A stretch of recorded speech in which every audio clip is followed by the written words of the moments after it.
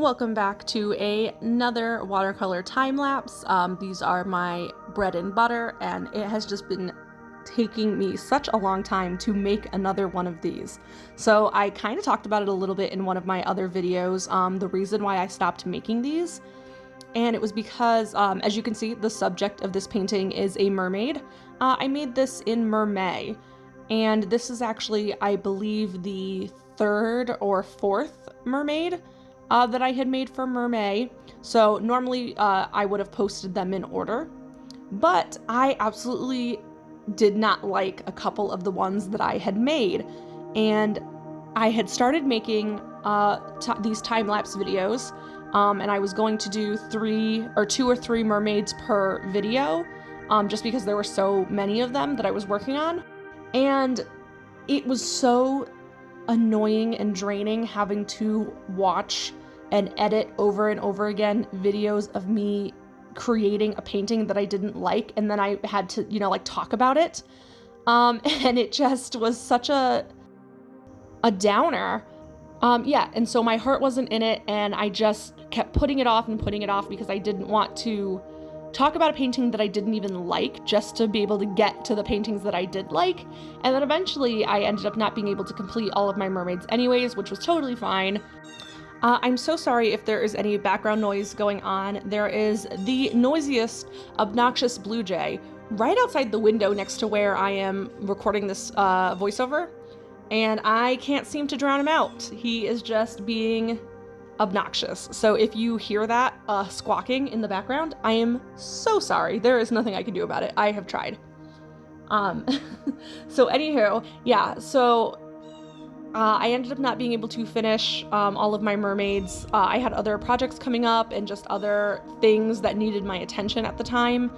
And I was like, I'll circle back to it. And I ended up not circling back. I maybe will later on. I don't know. But yeah, so I essentially just sat on these time lapses that I had already filmed and had already edited. They were just sitting around waiting for me to film the voiceover and talk about them. Because I had promised that any paintings that I used the metallic watercolors, I would talk about my experience with them.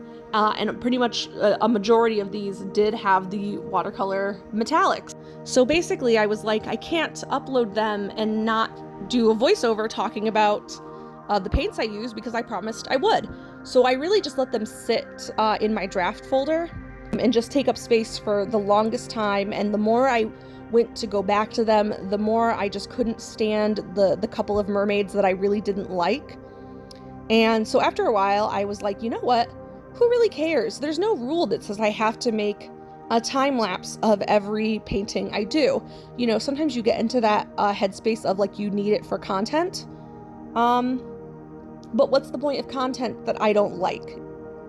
So I eventually scrapped the video that was really weighing me down because it was video one. I was like, well, I can't move on to the next videos that I do like until I finish the first video, because there's an order.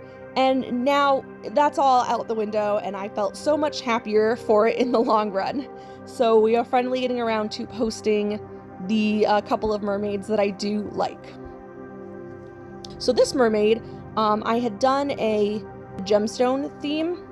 And so this was the Sapphire Mermaid. So lots of blue tones, which I love. You guys know that I love painting with blue.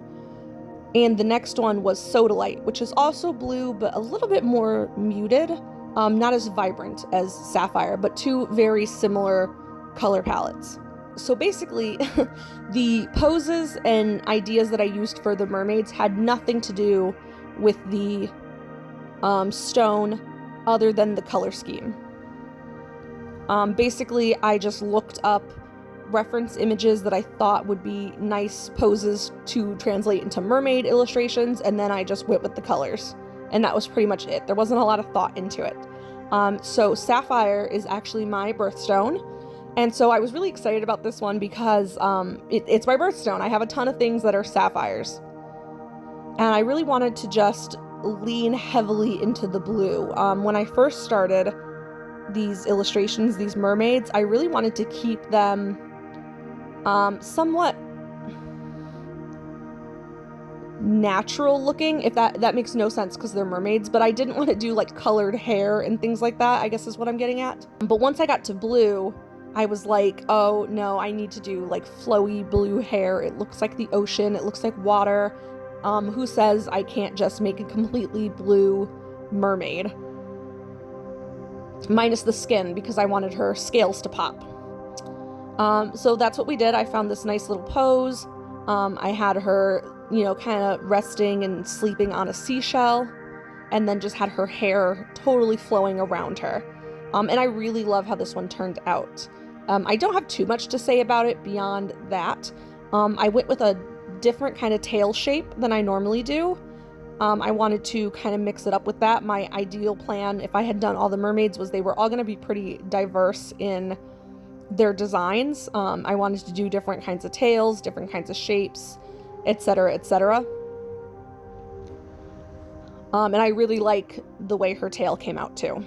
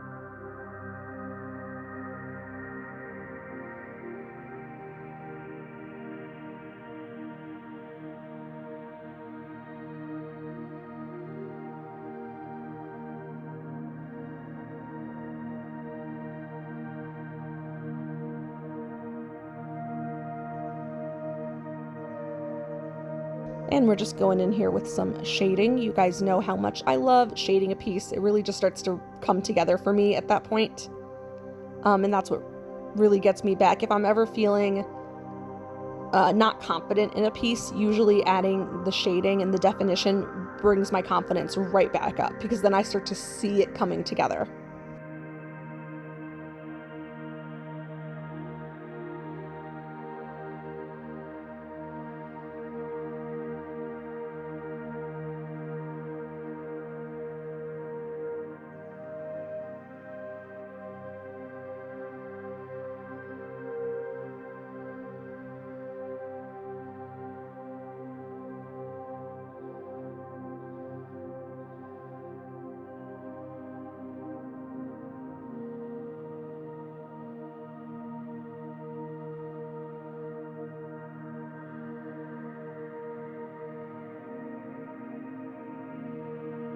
I'm not crazy about the way the shading on her actual tail came out, but that's okay. I think that's one of those. I'm nitpicky about it because it's my painting, but other people aren't really gonna care. But so you will see me kind of do a lot with it because I was trying to make it nicer for me, but you know. So for the actual seashell, I kind of just wanted it to have a swirly pattern. I didn't really, I guess technically it would be like a snail shell. And so I just kind of went in with like a dusty color, just that I kind of had on the palette. So it was really kind of like dirty extra paint. And I was like, oh, that's perfect. Let's just throw some of that on there just to add a little bit of definition to the swirls. And a theme I had pretty much with all of the mermaids I did was that they basically had some sort of framing that they would overlap or pop out of. So for this one, I just did a rectangle that I didn't want all of her hair to be contained into, and I wanted her tail to kind of frame out the bottom. So I just laid down some painter's tape and then just put like a gray, blue, I don't know, what color would you describe that as? I'm sure there's a color that I'm just not thinking of. But yeah, so just, I wanted it to have a hint of blue, but still be like a darker gray, so that she would pop up against it. And then, so here are the watercolor metallics. So what I actually did was I didn't do a lot for her metallic wise. I didn't want her to really have any jewelry or ornaments. So I just kind of did a little bit of the seashell itself. Has just a little dusting of the, you know what, and it's so funny, I don't remember the names of the colors at this point, but if you're looking at the frame here, it's the second one down from the top. So that has just a nice little, it's like a champagne color is what I would describe it, and so there's some of that on the seashell. And then I did the entire border of that gray-blue color in a nice yellow gold so that it would really pop.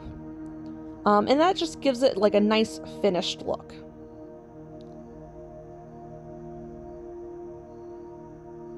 And I think out of all of them, this one did end up being my favorite of all the mermaids I did. I do really like the Sodalite one as well, but there's just something about this one.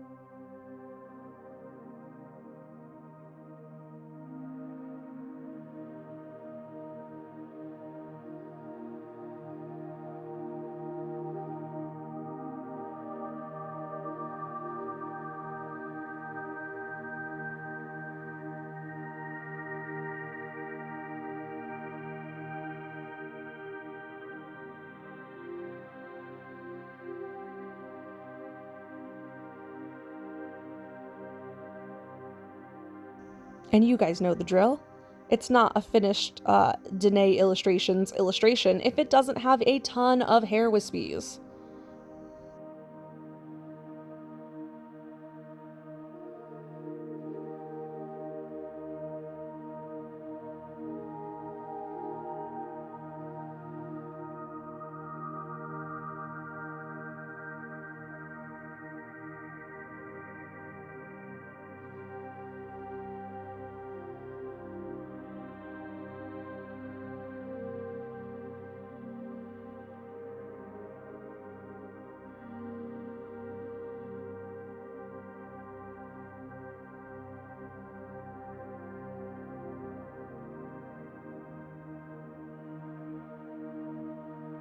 And there you can see some of that nice shine for those metallics. And here's our close-up. And there she is, our sapphire mermaid. You know, super late. It's no longer May, but here we are. And I'm very happy to share it anyways.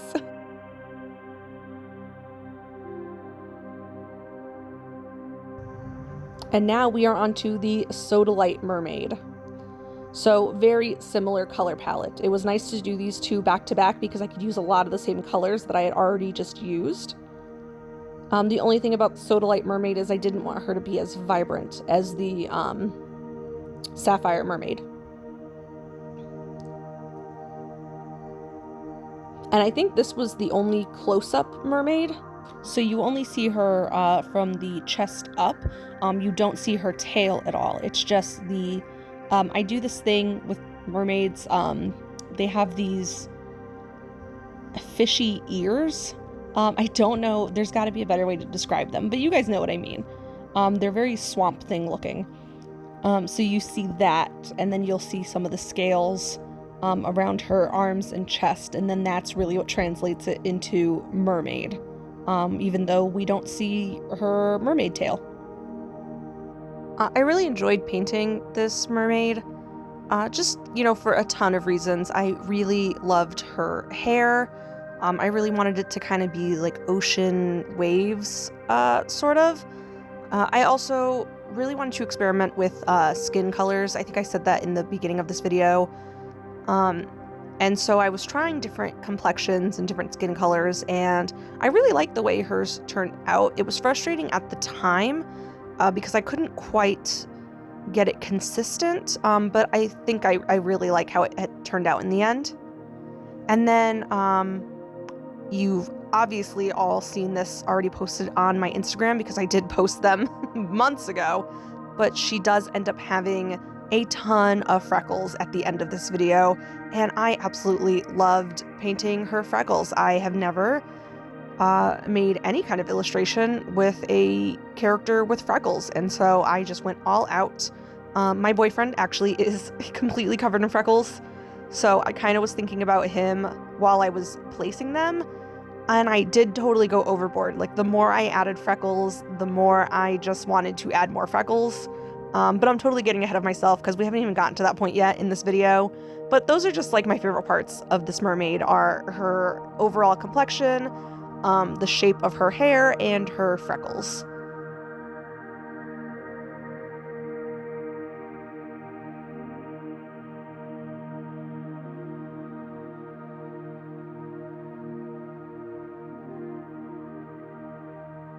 So with her hair, and this has happened in a couple of my paintings with like blue, something about blue, especially when I mix different shades of it together, it gets really splotchy. And when I first started noticing it happening, I kind of chalked it up to I was using like bad paint. But I think it's just blues don't like to really mix. They just really separate. They really show all of these streaks and water splotches. So with this one, the moment I noticed that it was doing that, I was like, okay, I just have to lean into it and just really kind of keep that in mind and know that I can just layer over it. And, you know, I really just tried to make it work with what I was trying to do. Another example of this like blue splotchiness is my painting Complementary. I'll plop that up here really quick just so you guys can see, and the blue in that one is just so splotchy and all over the place. And it works. It looks like it's on purpose, but it's not. And this painting did the same thing. Just so luckily I have to keep that in mind, especially if I'm doing blue hair and like wavy hair, and you know, but it's fine. Every color and you know, every brand of paint, every hue, they all have their own pros and cons, and so that's just something that I'm learning is an issue with blue. There maybe are ways around it, maybe ways to keep it more consistent, but I think I made it work.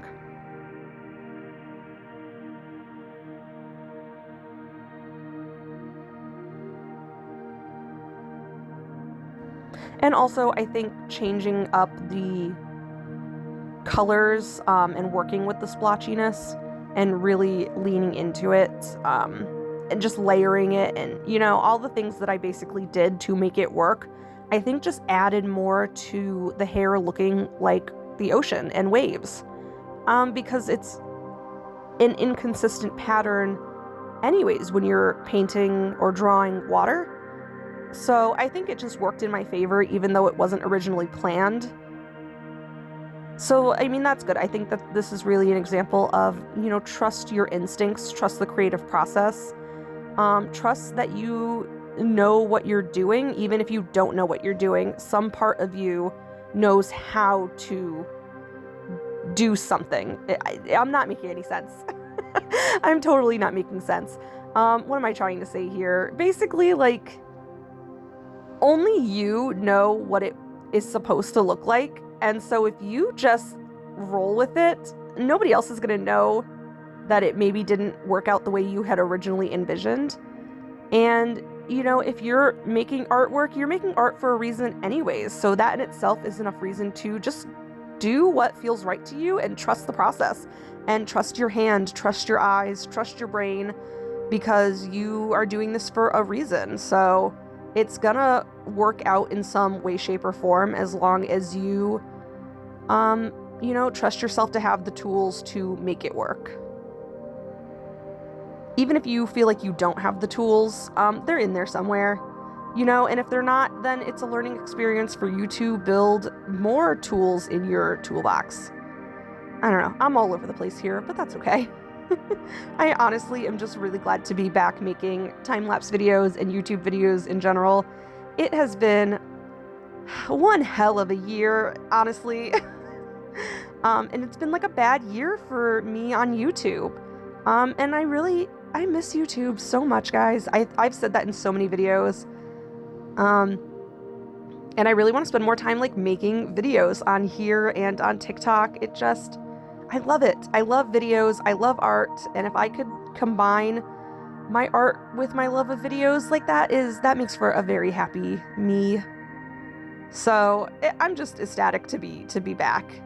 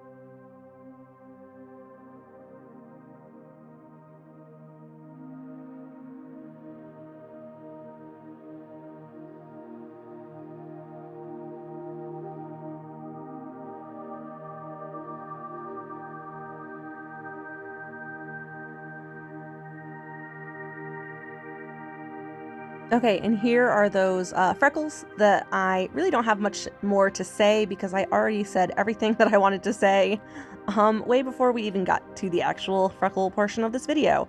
But yep, so here are those freckles. I guess the only thing I have to add is that I loved it so much that I will try to do more freckled illustrations in the future because it's just super fun. I always wanted freckles as a kid.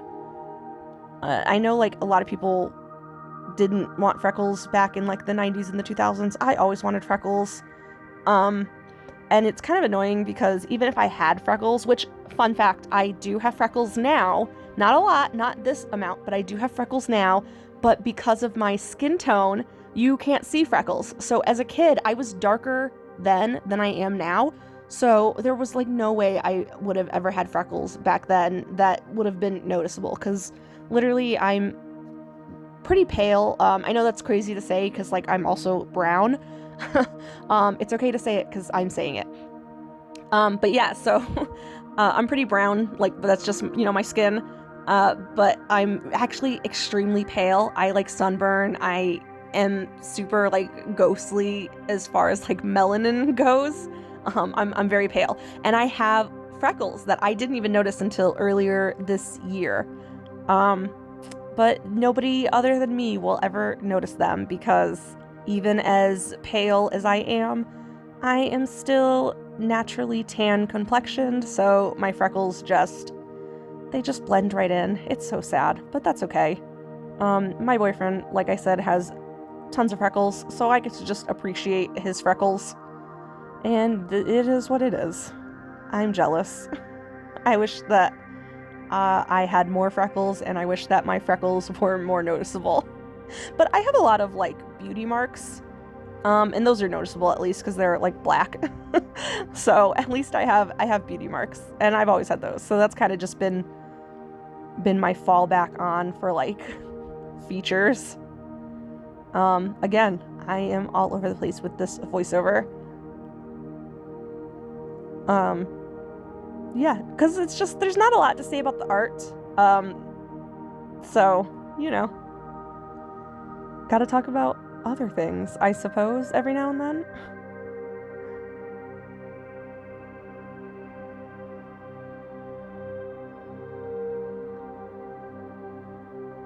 It is time for the hair wispies. I don't know why I sang that. I like to sing my thoughts sometimes. Normally I don't do that for voiceovers. Usually I try to be like a little bit more put together, and like, I guess, professional, but I think since I've done more with TikTok, I've kind of become a little bit more okay with being like goofy, you know, and just kind of being myself more and not feeling like I have to put on a like professional artiste persona. And it's refreshing. It's nice to like get to just be me. But yeah, so hair wispies. The hair wispies on this are lovely. I actually really love them. I loved the shape of the hair anyways, and then just adding the wispies was just, you know, it's always the icing on the cake for me. And this really was just, yeah, super pleasant.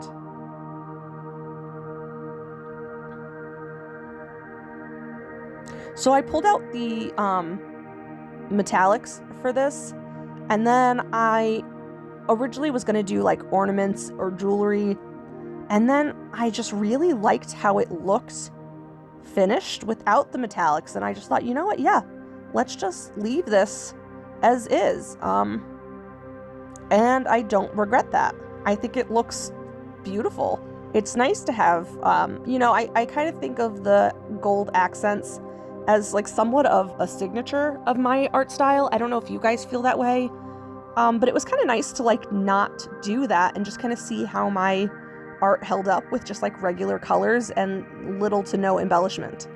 So here she is, our Sodalite mermaid, which I've now since titled Freckled Mermaid because it just seems more appropriate. Thank you guys for joining me on this voiceover. I'm happy to be back.